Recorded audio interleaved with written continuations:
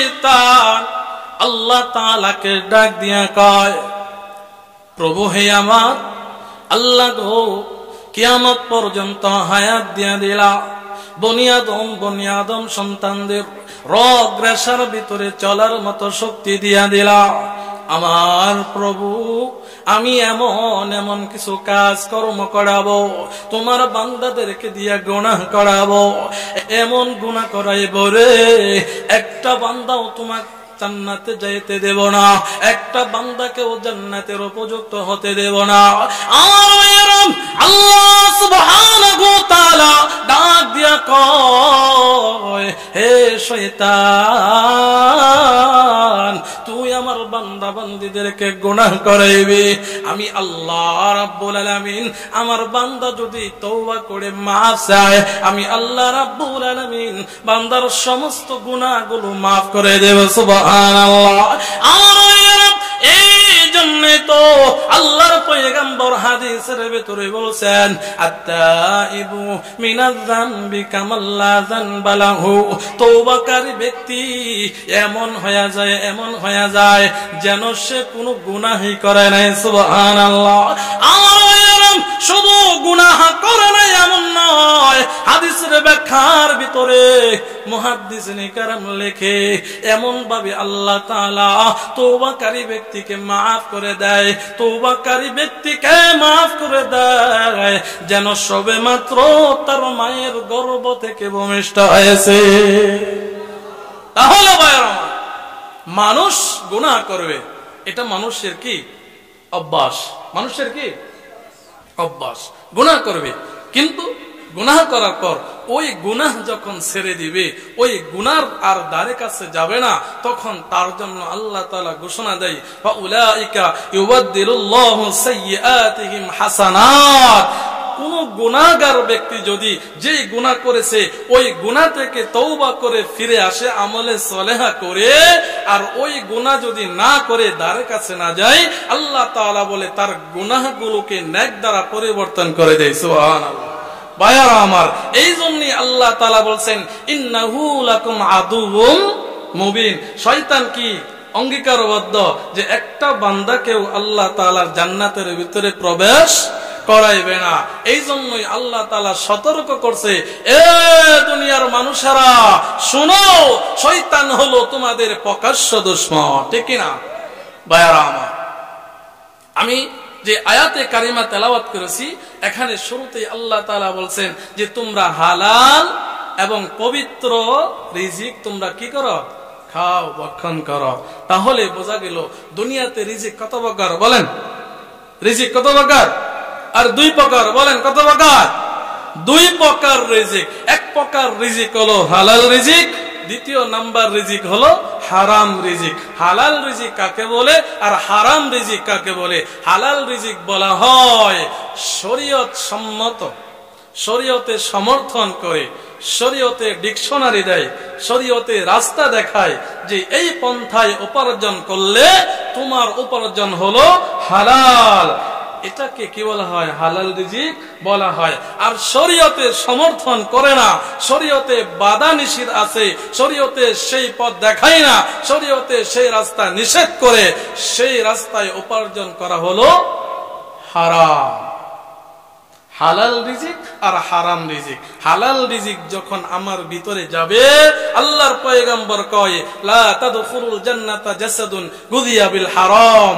ওই হারাম রিজিক খাওয়ার পরে যে শরীর গঠিত হয়, ওই শরীর জান্নাতের ভিতরে প্রবেশ করবে না। কে বলেছে? কার কথা? আল্লাহর পয়গম্বরের কথা।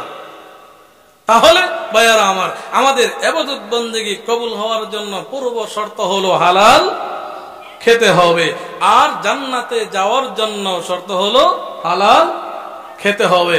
তাহলে আমরা যেই যেই পন্থায়, যেই যেই রাস্তায় উপার্জন করি, আমাদের টার্গেট থাকতে হবে।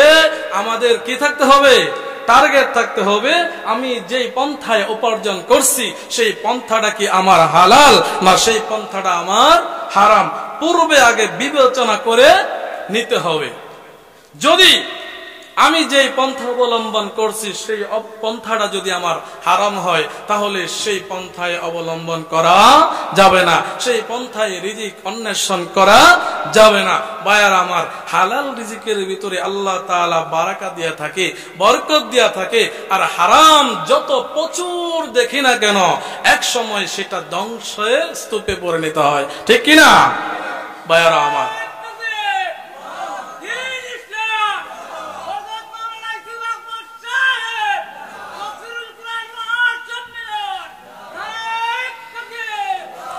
মাশাআল্লাহ। তাহলে আমাদের যে ইবাদত বন্দেগী কবুল হওয়ার জন্য পূর্ব শর্ত হালাল গিজা, আর আমাদের বিবেচনা, আমাদের বিবেক, আমাদের উপার্জনের রাস্তা, এগুলো আমাদের সুন্দর করে সুচারুভাবে বেছে নিতে হবে যে আমার রাস্তাটা কি হালাল না হারাম। হারাম যদি হয় সেখান থেকে বিরত থাকতে হবে, হালাল হলে আলহামদুলিল্লাহ, হালাল হলে আলহামদুলিল্লাহ। আর হালালের ভিতরে আল্লাহ তাআলা বারাকা দেন, বরকত দেন, আর হারামকে আল্লাহ তাআলা এক সময় ধ্বংস করে দেন। যদিও আমরা ক্ষণস্থায়ী ভাবে দেখি যে অমুক ব্যক্তি সুদের ব্যবসা করে করে বাড়ি গাড়ি সব কিছু করে ফেলেছে, কিন্তু দুনিয়াতে সে সবকিছু বাড়ি গাড়ি করতে পারে, কিন্তু আখিরাত তার জন্য একেবারে বরবাদ, ধ্বংস, জাহান্নাম। ভাইয়ারা আমার, এই জন্য আমাদের সকলের চিন্তা ফিকির করতে হবে যে আমাদের রিজিকটা যেইভাবে আসতেছে, এই রিজিকটাকে আমাদের হালাল পন্থায় আসতেছে না হারাম পন্থায় আসতেছে। আল্লাহর পয়গম্বর রাসূল আকরাম সাল্লাল্লাহু আলাইহি ওয়াসাল্লাম সম্পদ উপার্জনের জন্য, সম্পদ বেশি বাড়ানোর জন্য, কোটিপতি হওয়ার জন্য এত পেরেশানি হন নাই যে পেরেশানি হয়েছে উম্মতের চিন্তা করে, ঠিক কিনা? 63 বছর জিন্দেগি রাসূল কাটিয়ে দিয়েছেন শুধু উম্মতের ফিকির করে, উম্মতের চিন্তা করে, উম্মত কিভাবে সিরাতুল মুস্তাকিমের উপর চলে, উম্মত কিভাবে জান্নাতের রাস্তায় চলে, উম্মত কিভাবে জাহান্নাম থেকে বাঁচে, এই চেষ্টা ফিকির করে প্র্যাকটিক্যালি সবকিছু বুঝাইয়া দিয়ে গেছে, ঠিক কিনা? আর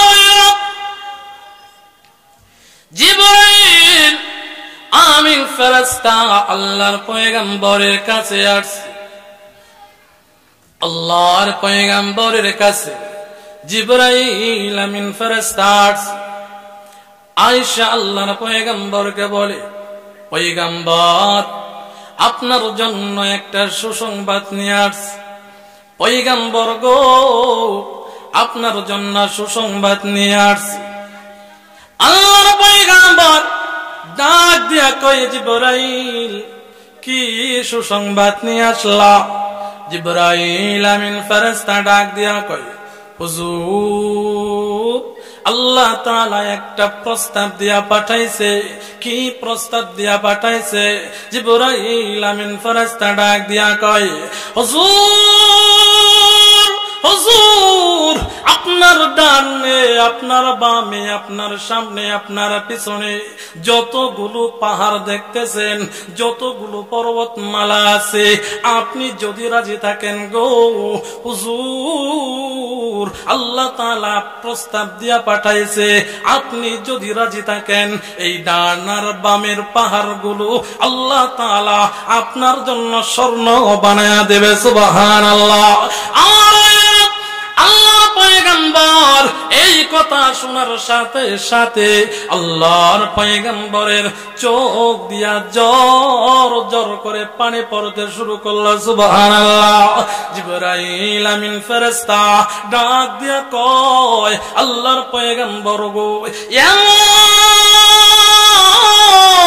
একটা সুসংবাদ নিয়ে আসলাম, পাহাড়গুলো স্মরণ হয়ে যাবে, এমন একটা সুসংবাদ নিয়ে আসলাম গো পয়গম্বর।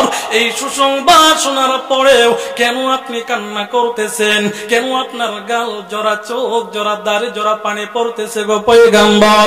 জানতে চাই পয়গম্বর গো, জানান।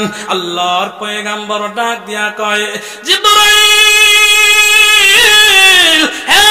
জিবরাইল আল্লাহ তাআলাকে চাই আমি পয়গম্বর দুনিয়াতে সব সময় থাকি, কিয়ামত পর্যন্ত আমি পয়গম্বর দুনিয়াতে থাকি রে। আল্লাহর পয়গম্বরের কথা শুনিয়া জিবরাইল আমিন ফেরেশতা ডাক দিয়া কয়, না পয়গম্বর না, আল্লাহ তাআলা প্রস্তাবনা করেছে আপনি দুনিয়ার জমিনে কষ্ট করেন, আপনি দুনিয়ার জমিনে অনেক মুজাহাদা করেন, সপ্তাহের পর সপ্তাহ, মাসের পর মাস চলে যায়, আপনার চুলায় কোনো আগুন জ্বলে না। পয়গম্বর আল্লাহ তাআলা এই প্রস্তাবনা করেছে আপনি যদি রাজি থাকেন পাহাড়গুলো স্বর্ণ হয়ে যাবে, দুনিয়াতে যেন আপনি সুখ স্বাচ্ছন্দ্যে জীবন কাটাইতে পারেন, সুখময় জিন্দেগি গঠন করতে পারেন। পয়গম্বর এই জন্য আল্লাহ তাআলা এই প্রস্তাবনা করেছে দুনিয়াতে কিয়ামত পর্যন্ত রাখার জন্য নয়। আল্লাহ পয়গম্বর ডাক দিয়ে কয় জিবরাইল, হে জিবরাইল রে, আল্লাহ যদি আমাকে দুনিয়াতে স্বাচ্ছন্দ্যময় জিন্দেগি গঠন করতে বলে আলহামদুলিল্লাহ, তবে জিবরাইল তুমি জেনে রাখো যে প্রস্তাবনা আমার কাছে পেশ করেছ রে, এই প্রস্তাবনা আমি রাসূল গ্রহণ করতে পারবো না। সুবহানাল্লাহ। কেন আল্লাহর পয়গম্বর কেন কেন প্রস্তাবনা গ্রহণ করতে পারবেন না? পয়গম্বর গো কেন? আল্লাহর পয়গম্বর উম্মতদেরকে প্র্যাকটিক্যালে নিজে আমল করিয়া শিক্ষা দিয়া গেছে, ও উম্মতরা রে, ধন সম্পদের ভিতরে কোনো শান্তি নাই, ধন সম্পদের ভিতরে কোনো সুখ নাই। জিবরাইল আমিন ফেরেশতা আল্লাহর পয়গম্বর ডাক দিয়া জিবরাইলকে বলে, হ্যাঁ জিবরাইল, আমি একদিন পেট ভরে খাবো, সুবহানাল্লাহ, আরেকদিন আমি উপবাস থাকবো। জিবরাইল, যেদিন আমি পেট ভরে খাবো রে, সেদিন আমি শুকরিয়া আদায় করব, আল্লাহর প্রশংসা করব। জিবরাইল, যেদিন আমি উপবাস থাকবো সেদিন আমি কান্নাকাটি করব, সেদিন আমি মালিককে কান্নাকাটি করে মালিককে রাজি খুশি করব। সুবহানাল্লাহ। আল্লাহর পয়গম্বর এত বড় একটা অফার আল্লাহ তাআলা দিয়েছিল, আল্লাহর পয়গম্বর যদি কইতো হ্যাঁ, তাহলে ডানে বামের যত পাহাড় ছিল সমস্ত পাহাড়গুলো স্বর্ণ হয়ে যাইত কিনা? স্বর্ণ রূপান্তরিত হয়ে যাইত। কিন্তু ভাইরা আমার, আল্লাহর পয়গম্বর উম্মতদেরকে শিক্ষা দিয়েছে, উম্মতদেরকে নসিহত করেছে, নিজে আমল করিয়া শিক্ষা দিয়া গেছে। হে আমার উম্মতরা রে, ধন সম্পদের